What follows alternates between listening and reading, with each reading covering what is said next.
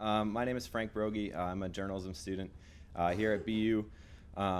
And just a thank you to my advisor, Professor Starr, who helped me put together this project, which I call Judd, Brazil in the Womb, Creativity and Music in Allston. As a journalism major, I wrote this piece kind of trying to answer a question, and that's just simply, what is the music culture like in Allston? And I go through answering this question kind of through three venues. One is writing about this one student, Alex Judd, his band, Brazil, and this venue that he calls the Womb. So in order to explore this, I wrote a magazine-length article kind of using the genre and style of narrative nonfiction. And a bit about that, a question like this you could explore a number of different ways. The narrative nonfiction style, which kind of came out of gonzo journalists like Hunter S. Thompson and kind of true crime writing of Truman Capote, explores kind of writing about a topic as it reads like fiction, so using a series of scenes that are organized like film. So we kind of talk about this as you can control a camera angle as you would in a documentary. You can bring the camera angle in tight, kind of describing details, slowing time down, you can bring it out. So the goal is to have a piece that reads like fiction and is entirely based on fact. So like I said, using real-time scenes, but then backing up and still providing kind of a journalistic, traditional, contextual information. So I did this kind of by interviews and observation, as kind of as any journalism project would go about, spending a lot of time with the subject and kind of figuring out what's at the bottom of the question, and then writing the piece to answer it. So I have here an excerpt that I'd like to read for my piece. The Womb stands anonymously beside the sidewalk, silent among a row of multi-story houses. The address isn't posted anywhere publicly, and you probably wouldn't even know you were there if you were standing right outside the front door. But somehow, through that front door and down a wooden set of stairs, the basement is abuzz with 160 20-something-year-olds. Disco ball lights dance across the room, falling momentarily on a pierced face in the crowd before bounding along to the next one. A deep synth melody pulses through a set of twin speakers at the back of the room, moving the flannel-clad crowd up and down along with it.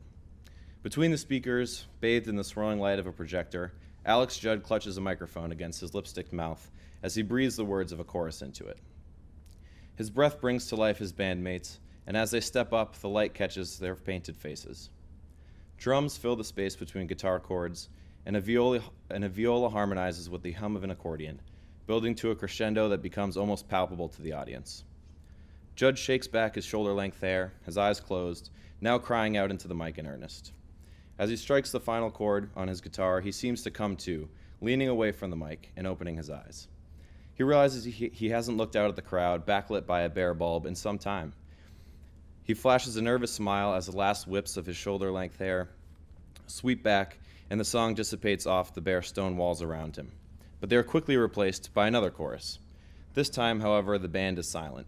This time the refrain comes from the audience. Save the womb, they chant again and again, save the womb. During the day, this hidden address in Allston appears no different than any other student house, with cracks in its concrete steps and bikes in its foyer. But by night, this is the Womb. While its name is meant to conjure a surreal, uncomfortable feeling, it actually reveals the nature of the space.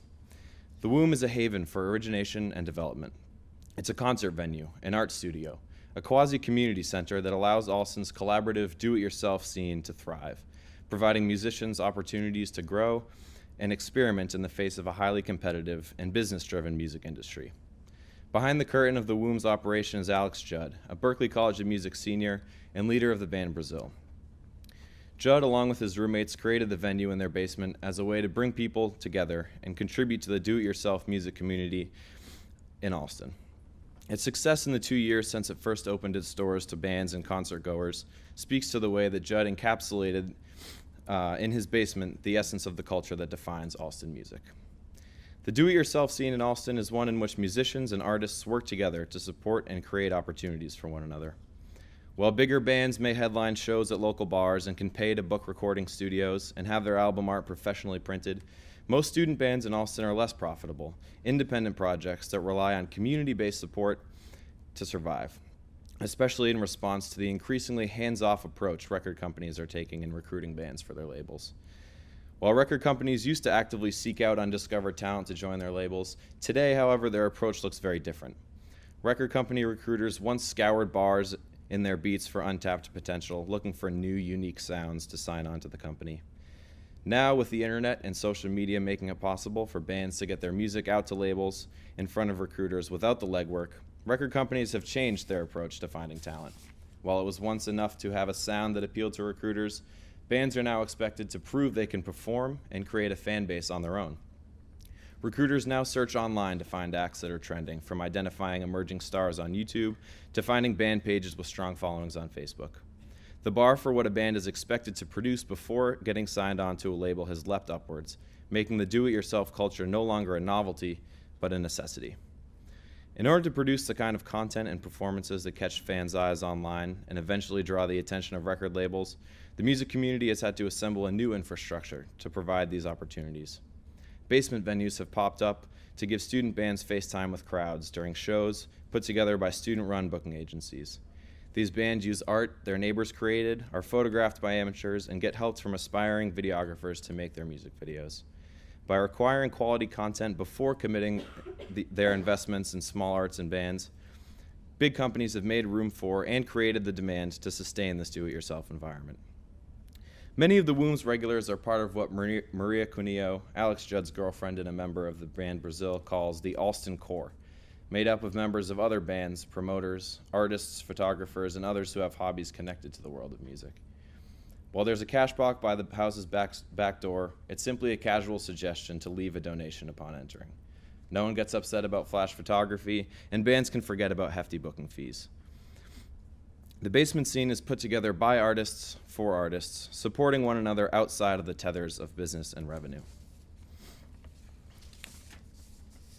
It is in this protected incubator, or womb, that Alex can paint CDs one by one with watercolor covers, or Maria can give away Brazil-themed coloring books that she secretly copied in the psychology lab where she works. The idea of a womb is so crucial to the allure and survival of the Allston music scene that when the womb faced closure, the music community came together to rescue it. So that's the excerpt that I have here, and I'd like to open it up now for questions if anyone has questions about narrative or the project in general.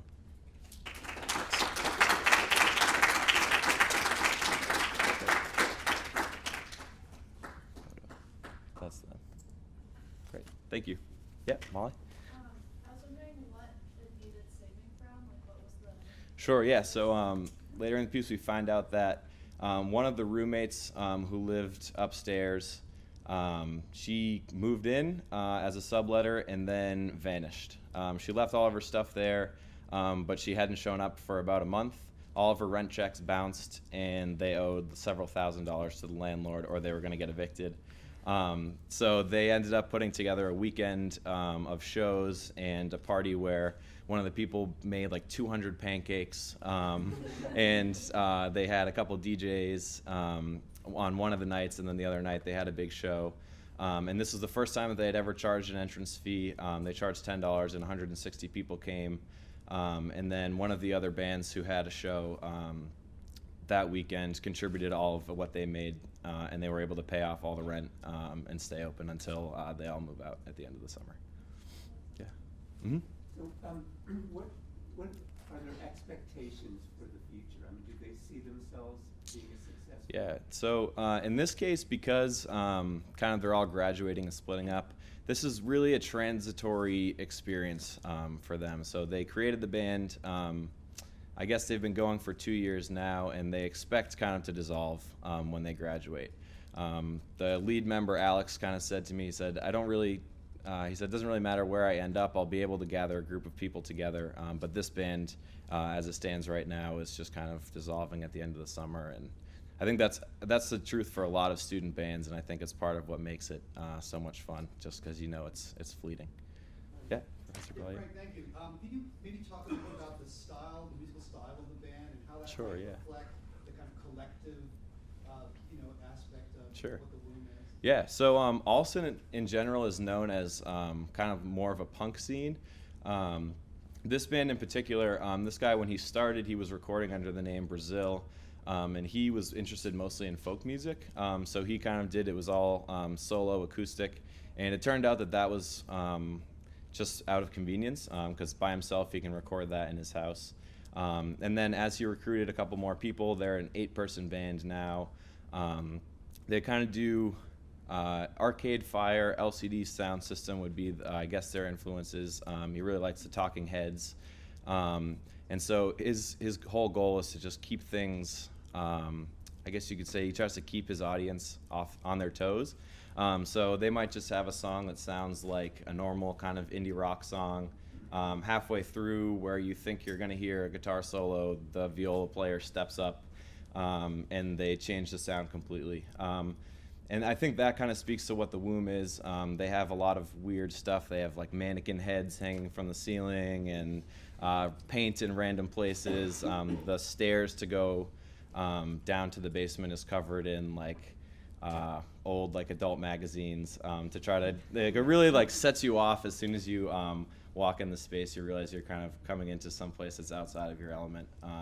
So I think they try to do that. I think they're kind of recreating their sound with every recording they do and every performance. We went to a performance and only 4 of them were there playing an acoustic show, and one of the people was playing a saw with a bow, like a violin bow. They're playing a saw as an instrument. Well, when they get all 8 people together, they just try to rock out. So it varies, and I think, like again, that's kind of part of what makes them special. Yeah. Mm-hmm. How do people find out when and where these performances are taking place? And Yeah. the second part, how many places like this are there in Allston? Yeah, I think there are about 4 or 5 like big venues like this. This is the most popular one, and their shows are kind of advertised on Facebook. But we had this experience the first time I tried to go to one of them. We couldn't find the venue, and there's no one you can ask because the address is secret. And even like when I expect I could just go online and Google it, and somewhere someone would have posted it, that wasn't the case. So I ended up calling 2 people who didn't know, and I went home.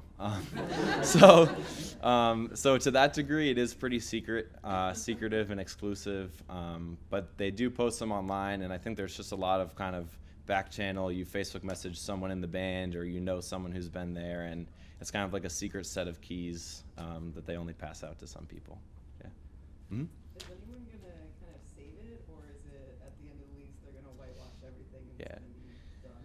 So at the end of the lease, the people who are there now are all moving out, and they're handing it over to friends of theirs who will likely keep the venue in place, but they're changing the name.